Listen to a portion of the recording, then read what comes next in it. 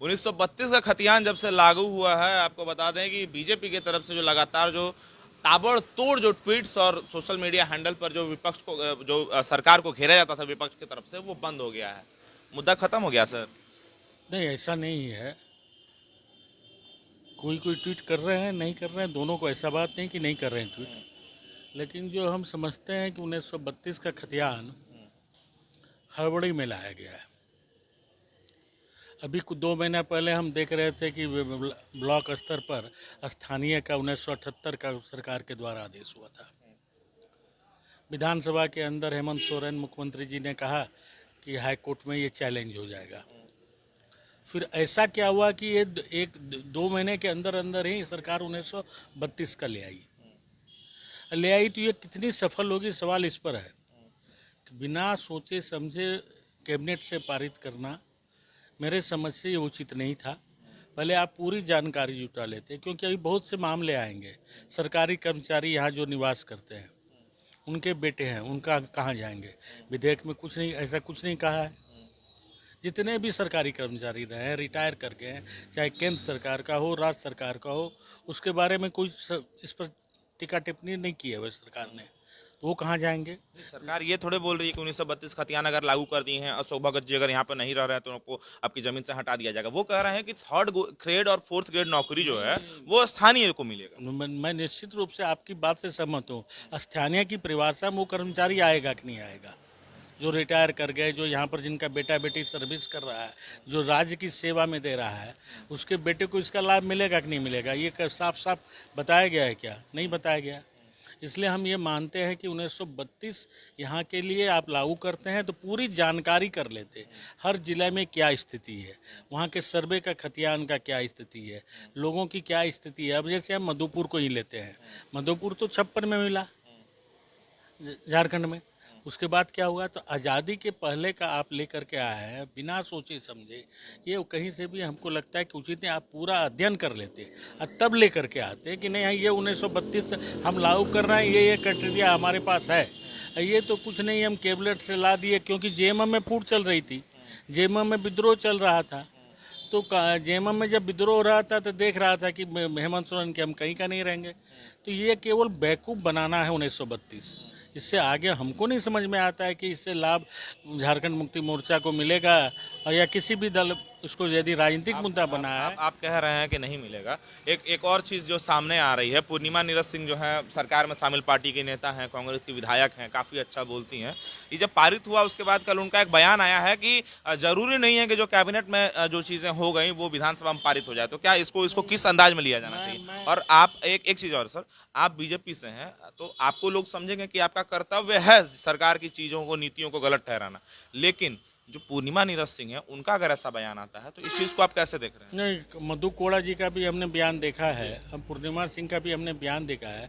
Cabinet यदि पारित कर दिया और विधानसभा भी मान लीजिए पारित कर देता है, तो राज्य में कानून व्यवस्था को देखने के लिए यहाँ पर हाई कोर्ट है, सुप्रीम कोर्ट है।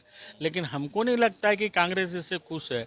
कांग्रेस तो ओबीसी केवल लागू करना चाह रही थी, आरक्षण वाला, ऊपर से ये जेएमएम 1932 का गेम कर लिया और दोनों फेल होगा।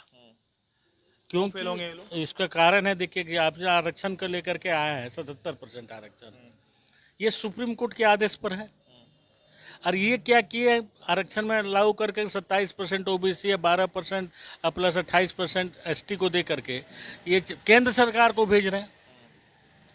यदि सरकार की नीयत साफ थी तो ये सुप्रीम कोर्ट जाते और सुप्रीम कोर्ट में गुहार लगाते कि हाँ हमको आरक्षण यहाँ का बढ़ाना है, यहाँ पर ओबीसी की संख्या ज़्यादा है, एससी एसटी की संख्या ज़्यादा है, इस पर हमको आदेश निर्गत किया जाए।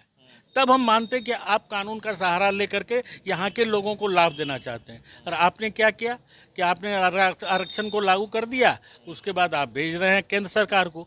केंद्र सरकार क्या कर लेगी इसमें? यानी आप ये कल गोल में देना चाहते हैं कि भारतीय जनता पार्टी की सरकार केंद्र में है इसलिए वो नहीं की, तो हम क्या करेंगे?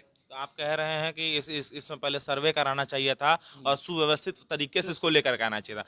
जो लोग आपको देख रहे हैं, आपसे अगर मान लीजिए सवाल हो कि 1932 के पक्ष में आप हैं कि नहीं है, जो अभी फिलहाल सरकार ने लागू किया है? देखिए मैं तो 1972 के सर्वे में भी हूँ, मैं यहाँ के खतियानी रैयत तो हूँ और रहूँगा भी, लेकिन जो मैं समझता हूँ कि इसको समझने की ज़रूरत थी कि आज़ादी के बाद जब जमींदारी प्रथा चली गई, बहुत लोगों को उस समय पट्टा मिला, वो यहाँ के निवासी बने, उसका क्या होगा। सरकार भी विभाजन के बाद बहुत सारे लोगों को रांची में ला करके बसाई थी। तो जमींदारी प्रथा के समय बहुत लोगों को पट्टा दिया गया, जमींदारों के दिया गया, क्या आप उसको निरस्त कर रहे हैं, उसकी मान्यता नहीं देना चाहते हैं? तो इसलिए साफ साफ नहीं है, ये केवल वोट बैंक की पॉलिसी है। लेकिन आम जनता को जो हम यही कहेंगे, खाया पिया कुछ नहीं, गिलास फोड़ा 4.5 आना की कहावत है। सरकार अभी जो बोल रही है, अभी हाथ हिला के कह रही है कि हमने बहुत बड़ा तीर मारा है, लेकिन आने वाला समय में ये जनता को पता चल जाएगा कि ये कुछ नहीं, केवल इसी तरह कैबिनेट से पारित करते रहते हैं और इस तरह का इसका कोई वैल्यू नहीं है। अच्छा, ओबीसी आरक्षण 27% हो गया है 14% से बढ़ाकर। आपको क्या लगता है, आपका भी एक बड़ा vote bank OBC vote bank है, ठीक है, आपको क्या लगता है कि इससे लाभ है कि हानि है? आप बोल दीजिए। ओबीसी तो हम भी है, लेकिन हम क्या कहें कि हमने कहा कि इसको आपको यदि नीयत आपकी साफ थी तो आप ये क्यों कह रहे हैं कि हम केंद्र सरकार को भेजेंगे? हम ये कहते हैं कि हम सुप्रीम कोर्ट जाएंगे, सुप्रीम कोर्ट में लड़ेंगे, मुकदमा लड़ेंगे, और झारखंड की जो यहाँ ओबीसी की संख्या है, एसटी की संख्या है, एससी की संख्या है, उसके आधार पर सुप्रीम कोर्ट में अपनी बात रखेंगे और सुप्रीम कोर्ट से आदेश लेंगे, तब हम लागू करेंगे। लेकिन आपने क्या किया, गोल फेंक दिया केंद्र सरकार के पाले में। हमने पारित कर दिया है, बीजेपी समझे। ऐसा कहीं हो सकता है क्या कि केंद्र सरकार इनकी बात मान ले? तो ये केवल कुछ करना नहीं है, केवल ये राजनीतिक मुद्दा खड़ा करके इसी तरह टाइम पास करेगा। और 3 साल तो गुजर गए, बहाली तो किया नहीं, और इसके जितने कैबिनेट के फैसले हैं आज तक कितने लागू हो पाए? इन्होंने कैबिनेट में फैसला किया था कि हम कृषि ऋण माफ करेंगे, कर दिया क्या? बेरोजगारी को पेंशन देंगे, दे दिया क्या? तो इस तरह के कितने फैसले इनके पड़े हुए हैं, कहना मुश्किल है, लेकिन लागू जमीन पर ये नहीं कर पा रहे हैं।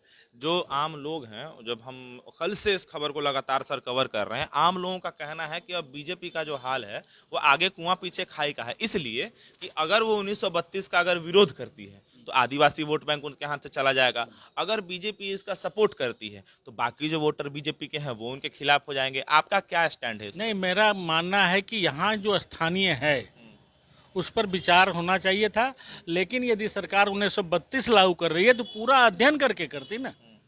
बिना अध्ययन कर लेते आए, कल कोर्ट में चैलेंज होगा, सब खत्म हो जाएगा। बोल रहे हैं कि 9वीं अनुसूची में है कि कोर्ट में चैलेंज नहीं कर सकते हैं। नहीं, कोर्ट में जाएगा मामला, मेरे निश्चित रूप से कोई न कोई आदमी विद्यार्थी कोर्ट में जाएगा और इस मामले को उठाएगा। और फिर आपने ग्राम सभा को राइट दिया, ग्राम सभा मुखिया के अंदर में, यहाँ तो झारखंड के बहुत से मुखिया जो 1932 का नहीं है, वो क्या करेगा?